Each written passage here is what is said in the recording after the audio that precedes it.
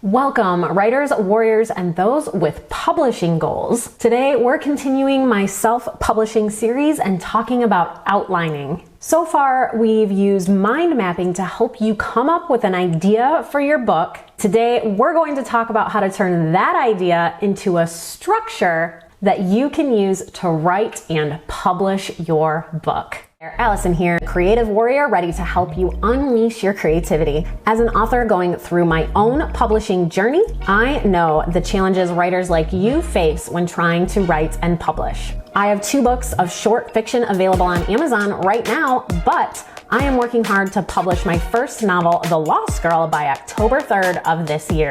To ensure my success and help you reach your writing goals, I'm following the process in Chandler Bolt's book, Published: The Proven Path from Blank Page to 10,000 Copies Sold. In each video, I'll dive into a chapter and share how you can use Chandler's principles and tips to find success on your own publishing journey. If you're ready to join me on this journey, make sure to subscribe to this channel and comment below and tell me where you are on your publishing journey. Ready? Let's go. So let's dive right into the 5 milestones that Chandler Bolt talks about in his book to help you lay out a structure for your book. And to help make it a little more clear, I'll use some examples from my own book, The Lost Girl. So the first milestone he talks about is called the setup. This is where you're going to start establishing settings, characters, motivations, and more. Really all the things that are going to help the reader care about your book. For me, that looks like this. My setting is Neverland, decades after the events of the movie Hook. My genre is young adult, young at heart, or fantasy. My hero is Angela, the great-granddaughter of Peter Pan. She's terminally ill and hoping Neverland will keep her alive. She's 13 and she misses her mom, but she needs Neverland. Some other characters are Jax, Pidge, Lamont, and of course, Smee. The setup is where we start to get a sense of your world. In the hero's journey, which you might also be familiar with, this is what we call the ordinary world. And we're going to talk about the hero's journey a little more a little later. This is where you can really dive into the details of your hero's life. Even if you don't use all of those details in your book, you should get to know your main character. What do they like and dislike? What is lacking in their life? How can their life be better? What do they want? Big questions and small details are equally important. And while it might not make it into your final outline, this is where you want to start thinking about genre, your world, and any rules that come with your genre.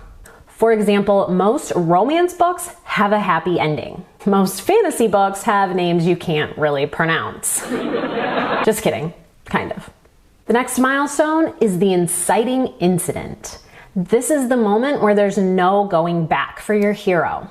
And this doesn't have to be physical, like there's no going back to their town. This can be emotional, like there's no going back to who they used to be.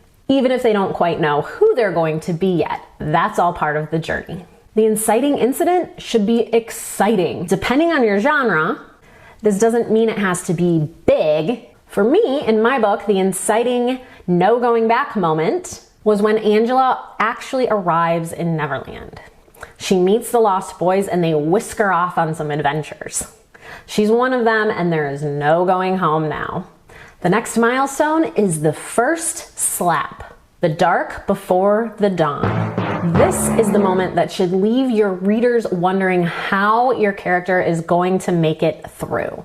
Maybe it doesn't mean they're wondering whether the character will actually survive, because some books aren't life and death scenarios, but they're wondering how your character is going to make it through this challenge and come out okay on the other side.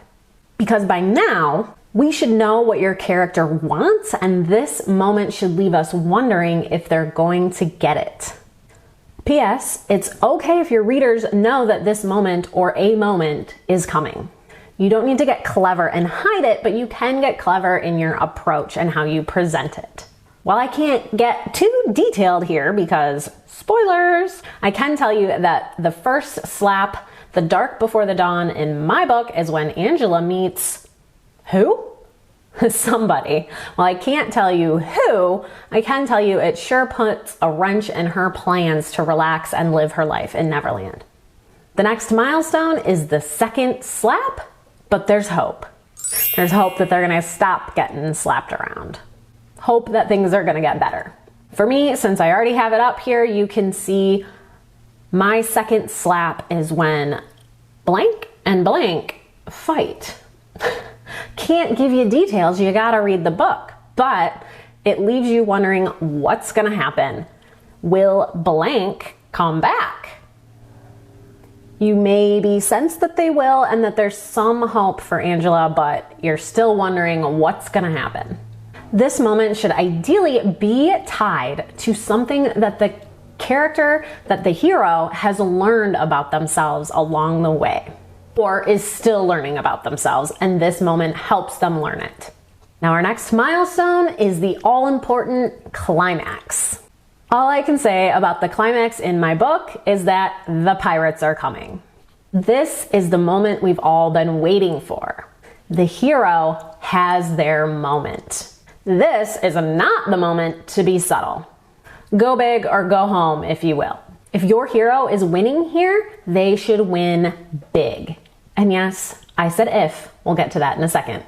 Keep in mind, this moment should be tied to your inciting incident. Your inciting moment sets things in motion and the climax brings it all to a head. Now back to that if. Yes, your hero doesn't necessarily need to win.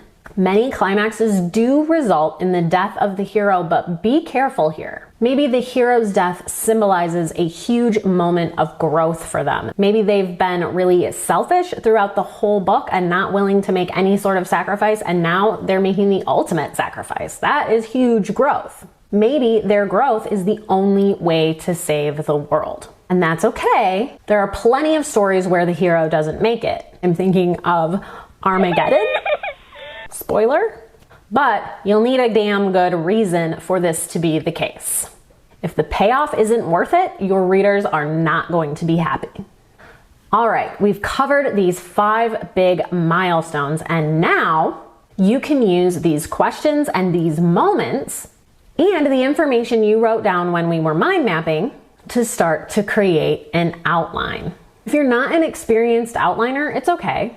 If you don't know all of these things quite yet, that's okay too.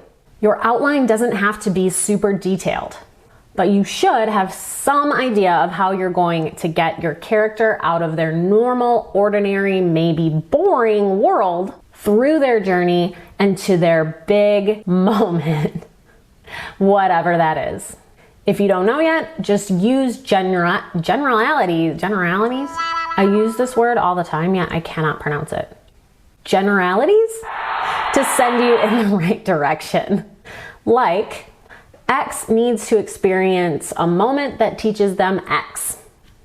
Maybe you don't know what that moment is yet, but you know it needs to happen. What would that moment be? Maybe you'll discover it by just starting to write and see where you end up. That's okay too. We'll talk about that in a second for you pantsers. Now, if these questions or milestones and points look familiar, it's because they do sort of resemble an abbreviated version of the hero's journey, a mythic structure established by Joseph Campbell. Now, you're probably already pretty familiar with the hero's journey, so we're not going to go into a lot of detail. But you could also use this structure to outline your book. Here is a quick overview of the milestones in the hero's journey. Your ordinary world, your call to adventure, your refusal of the call, your meeting the mentor, the crossing of the threshold, tests, allies, and enemies, basically kind of the middle of your book where everything is happening, an approach to the innermost cave, a supreme ordeal, a reward, the road back, a resurrection, and a return with the elixir. So you could take some time to note the moment in your hero's journey that aligns with this hero's journey, and then boom, you have an outline. So whether you use the 5 milestones or the hero's journey, you can use these moments that need to be present in every story to start to think about what those moments would look like in your story. A quick note to pantsers. Yes, you can be a pantser and still use an outline. I wrote The Lost Girl this way. I am a pantser. And like every good pantser, I got an idea, so I just started writing. The more I wrote, the more excited I got, and for a while, the story just kept rolling out in front of me like a red carpet. Until it didn't. When the story stopped flowing as easily, rather than beat myself up and sit around and bang my head on the desk to force something out, I stopped and created an outline. It might have gone against every instinct in my little pantser body, but I loved the story and I knew I wanted to do it justice, and I needed an outline to do that. I stopped barreling forward and used structures like these 5 milestones and the hero's journey to outline what I had so far and where I had to go. This helped me see what was missing and what I needed to add to bring the story to its end. Whether you use an outline before you even start writing, or when you get stuck and need a little extra guidance, these questions can help. And if you're like me and you're following the just keep writing and stop when you need an outline method, grab a writing sprint from the end of this video to help keep your writing going and to help maybe give you a little extra inspiration if you're feeling stuck. Thanks for listening, warriors. I look forward to seeing you on the next step on this journey. Now go fight for your creativity.